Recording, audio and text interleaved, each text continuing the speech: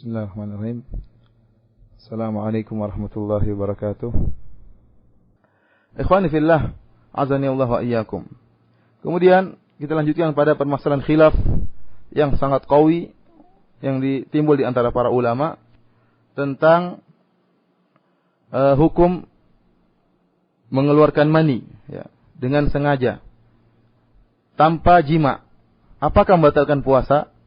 Saya ulangi, hukum mengeluarkan mani dengan sengaja tanpa jima, artinya tanpa kemulan lelaki masuk dalam kemulan perempuan. Apakah hal ini membatalkan puasa? Khilaf di antara para ulama dengan khilaf yang sangat qawi. Masing-masing memiliki pendapat, memiliki dalil yang sangat kuat ya. Adapun pendapat jumhur bahwasanya mengeluarkan mani dengan sengaja dengan cara apa saja maka membatalkan puasa. Adapun pendapat Zahiriyah, Ibnu Hazm dan yang lainnya, pendapat Ibnu Hazm yang dikuatkan oleh Syekh Albani rahimahullah, demikian juga Imam Syaukani dan zahir dari tabwibnya Al-Imam Al-Bukhari dalam Sahih Al-Bukhari, mereka ini berpendapat bahwasanya mengeluarkan mani dengan sengaja ya, namun tidak sampai pada tahapan jima, tidak membatalkan puasa. Oleh karena itu mereka membahas tentang masalah hukum istimna, onani. Apakah hal ini membatalkan puasa atau tidak? Kita tahu bahwasanya pendapat yang rajih, pendapat yang kuat bahwasanya onani hukumnya haram, ya. Hukumnya haram. Namun jika seorang melakukan hal ini, ya, apakah membatalkan puasanya, terutama anak-anak muda, ya, yang belum punya istri, banyak dari mereka yang terjerumus dalam hal ini. Ini yang pertama. Yang kedua, seorang suami yang mubasyarah, bercumbu dengan istrinya, namun tidak sampai pada tahapan jima, ya. Dia mencumbui istrinya pada bagian tubuh yang lain selain kemauan istrinya. Apakah membatalkan puasa? Pendapat Zahiriyah, ya, Ibnu Hazm mengatakan tidak membatalkan puasa. Bahkan dia mengatakan sunnah tatkala seorang di bulan Ramadan melakukan mubasyarah, bercumbu dengan istrinya. Dan ini khilaf yang qawi.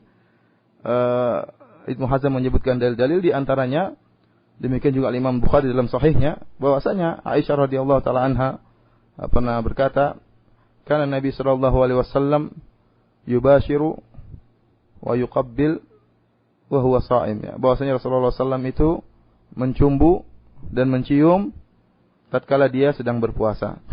Wa kana amlakakum li irabi. Bahwasanya Rasulullah sallallahu itu orang yang paling kuat menahan nafsunya. Ya. Di sini jelas bahwasanya Rasulullah sallallahu tatkala sedang berpuasa, beliau mencium dan juga beliau mencumbu istrinya. Dengan dalil ini, maka Ibnu Hazm rahimahullah mengatakan bahwasanya bercumbu tatkala sedang berpuasa itu hukumnya sunnah, ya, dianjurkan, istihbab, bukan hanya boleh tapi bahkan dianjurkan. Meskipun sampai keluar mani, Karena tatkala syariat membolehkan seorang untuk mencumbu istrinya, kemudian ternyata keluar mani di luar kemampuannya, maka tidak mengapa. Jadi dia mengatakan mencumbu istri meskipun sampai keluar mani itu tidak mengapa. Bahkan sunnah. Ini pendapat yang dikuatkan oleh Al-Imam Al-Albani rahimahullah. Khawani fillah azani Allah wa iyyakum. Adapun pendapat yang kedua, pendapat jumhur ulama, pendapat a'immah al-arba'ah, ya, Syafi'i, Ahmad, Malik, Abu Hanifah. Jumhur ulama mengatakan bahwasanya mengeluarkan mani meskipun tanpa jima itu membatalkan puasa.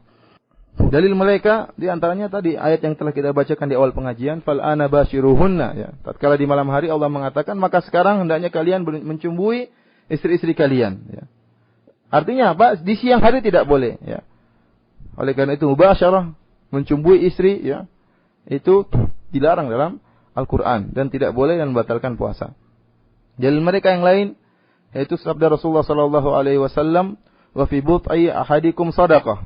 Bahwasanya tatkala kalian berhubungan dengan istri kalian maka itu merupakan sedekah, ya. Ini merupakan syariat Islam adalah syariat yang sangat sempurna. Saya menjelaskan bahwasanya tatkala seorang suami berhubungan dengan istrinya itu merupakan sedekah. Sedekah bagi istrinya, menyenangkan istrinya, ya. Syariat menyuruh kita para suami untuk memperhatikan hal ini, ya. Memperhatikan bahwasanya kebutuhan biologis seorang istri itu juga sangat penting. Bukan cuma sang suami yang butuh, istri pun butuh. Oleh karena itu sampai Rasulullah SAW mengatakan ini merupakan sedekah, ya. Alhamdulillah kalau kita di bulan Ramadan memang disuruh untuk bersedekah. Tapi untuk sedekah yang ini jangan dulu ya, di malam hari saja baru bersedekah. Atau adapun di siang hari maka ditunda. Kemudian seorang sahabat berkata, "Ayati ahaduna syahwatahu falahu ajrun?" Ya Rasulullah sallallahu alaihi wasallam, apakah salah seorang dari kita yada'u syahwatahu, yaitu menjimai istrinya, walahu ajrun, dan dapat pahala? Ingat lafalnya, ayati ahaduna syahwatahu, atau yada'u ahaduna syahwatahu. Jika seorang meletakkan syahwatnya pada istrinya, apakah dia dapat pahala? Kemudian Rasulullah SAW menjawab, ara'aitum law kana wada'aha fil harami akana alaihi wizrun? Rasulullah SAW mengatakan, kalau seandainya dia meletakkan syahwatnya pada perkara yang haram, apakah dapat dosa? Tentu dapat. Kalau begitu, kalau dia meletakkan syahwatnya kepada istrinya, kepada yang halal, maka dia dapat pahala, yaitu dia dapat sedekah. Di sini Rasulullah SAW menggunakan lafal yada'u syahwatahu. Syahwatahu. Syahwat di sini maksudnya mani. Maksudnya mani. Ya. Para syurahul hadis, para al-hadis menjelaskan bahwasanya maksud dari kalimat syahwat di sini, seorang meletakkan syahwatnya, maksudnya meletakkan maninya kepada istrinya. Oleh karena itu, ikhwani fil azani Allah wa iyyakum, dalam syariat syahwat juga diitlaqkan dan maksudnya adalah maknanya mani.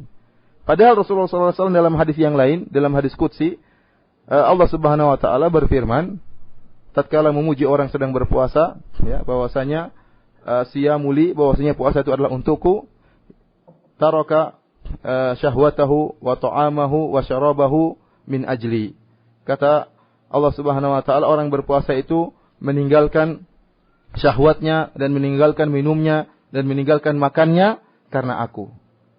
Di sini kalimat dia meninggalkan syahwatnya. Padahal syahwat kita tahu dalam hadis tadi yang kita sebutkan bahwasanya syahwat itu di antara maknanya adalah mani. Oleh karena itu, dengan dalil ini sebagaimana disebut oleh Syekh Utsaimin rahimahullah dalam Syahrul Mumti', bahwasanya orang yang mengeluarkan mani dengan sengaja, ya, berarti dia tidak meninggalkan syahwat. Artinya dia tidak meninggalkan syahwatnya, tapi dia melakukan syahwatnya dan dia membatalkan puasanya.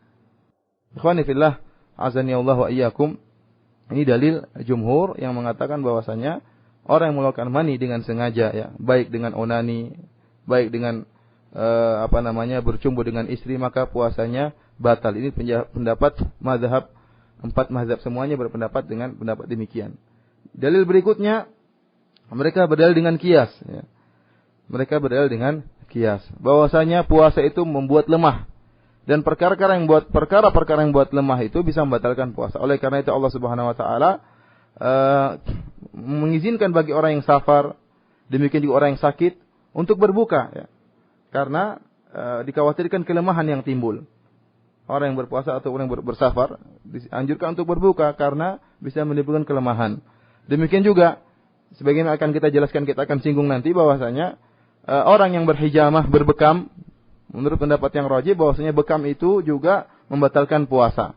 Demikian juga orang yang sengaja untuk muntah, ya, sengaja untuk muntah itu juga membatalkan puasa. Dan ini semuanya kembali kepada sebab yang satu, yaitu membuat lemah.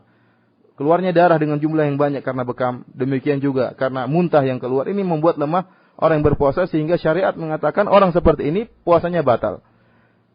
Demikian juga kalau gitu, orang yang onani atau orang yang mengeluarkan maninya dengan sengaja, maka dia akan merasakan lemah dan akhirnya akan batal puasanya. Kemudian ikhwani fil azani Allah wa iyyakum, pendapat jumhur menurut saya lebih kuat, ya, karena seandainya kita mengambil pada pendapat yang pertama, maka sama sekali tidak ada syahwat yang kita jauhi. Seorang boleh berhubungan dengan istrinya selama tidak masukkan dalam kemuliaan istrinya. Itu sudah syahwat, super syahwat yang telah dia keluarkan. Bahkan terkadang seorang lebih merasa nikmat dengan cara yang lain daripada berhubungan dengan kemuliaan istrinya. Sebagian orang seperti itu. Maka syahwat mana lagi yang harus kita tinggalkan kalau ternyata berhubungan dengan istri Islam itu dibolehkan selama tidak pada kemaluan, ya. Ini pendapat yang kuat yang mengatakan bahwasanya mengeluarkan mani dengan sengaja, baik dengan cumbuan, ya, ataupun dengan onani, maka membatalkan puasa. Ini pendapat kebanyakan ulama para salafus saleh, dan tidak dikenal kecuali dari yang menyelisihinya kecuali Ibnu Hazm rahimahullah dan isyarat dari Al-Imam Al-Bukhari rahimahullah. Wallahu a'lam bishawab. Saya katakan ini khilaf yang kuat. Kita menghormati pendapat yang lain, namun hendaknya kita tidak mengikuti salah satu dari pendapat tersebut dengan hawa nafsu, dan kita menghargai pendapat orang yang menyelisih kita. Allah alam bisawab ya.